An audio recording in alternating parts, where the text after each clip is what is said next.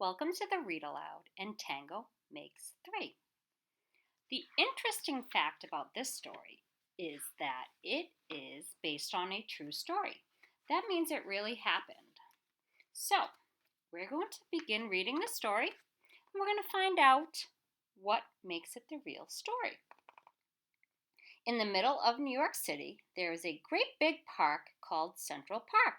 Children love to play there. It has a toy boat pond where they can sail their boats. It has a carousel to ride on in the summer and an ice rink to skate on in the winter. Best of all, it has its very own zoo. Everyday families of all kinds go to visit the animals that live there. But the children and their parents aren't the only families at the zoo. The animals make families of their own. There are red panda bear families with mothers and fathers and furry red panda bear cubs. There are monkey dads and monkey moms raising noisy monkey babies. There are toad families and toucan families and cotton-top tamarin families too. And in the penguin house, there are penguin families.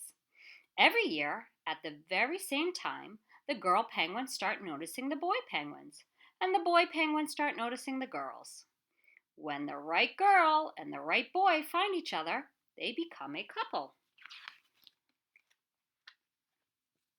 Two penguins in the penguin house were a little bit different.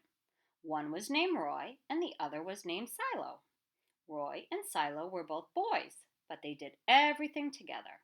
They bowed to each other, they walked together, they sang to each other, and swam together. Wherever Roy went, Silo went too. They didn't spend much time with the girl penguins, and the girl penguins didn't spend much time with them. Instead, Roy and Silo wound their necks around each other. Their keeper, Mr. Granze, noticed the two penguins and thought to himself, they must be in love. Roy and Silo watched how the other penguins made a home, so they built a nest of stones for themselves. Every night, Roy and Silo slept there together, just like the other penguin couples. And every morning, Roy and Silo woke up together. But one day, Roy and Silo saw that the other couples could do something they could not. The mama penguins would lay an egg. She and the puppet penguin would take turns keeping the egg warm until finally it would hatch, and then there would be a baby penguin. Roy and Silo had no egg to sit on and keep warm. They had no baby chick to feed and cuddle and love. Their nest was nice, but it was a little empty. One day, Roy found something that looked like what the other penguins were hatching, and he brought it to their nest. It was only a rock, but Silo carefully sat on it and sat and sat. When Silo got sleepy, he slept, and when Silo was done sleeping and sitting, he swam and Roy sat. Day after day, Silo and Roy sat on the rock, but nothing happened. Then Mr. Gramsay got an idea. He found an egg that needed to be cared for, and he brought it to Roy and Silo's nest. Roy and Silo knew just what to do. They moved the egg to the center of their nest. Every day they turned it so each side stayed warm. Some days Roy sat while Silo went for food. Other days it was Silo's turn to take care of their egg. They sat in the morning and they sat at night. They sat through lunchtime and swim time and supper. They sat at the beginning of the month and they sat at the end of the month, and they sat all of the days in between. Until one day they heard a sound coming from inside their egg. Beep, beep, beep, beep, beep, it said. Roy and Silo called back. Squawk, squawk. Beep, beep, answered the egg. Suddenly, a tiny hole appeared in the egg's shell. And then, crack! Out came their very own baby. She had fuzzy white feathers and a funny black beak. Now Roy and Silo were fathers. We'll call her Tango, Mr. Granze decided, because it takes two to make a tango. Roy and Silo taught Tango how to sing for them when she was hungry.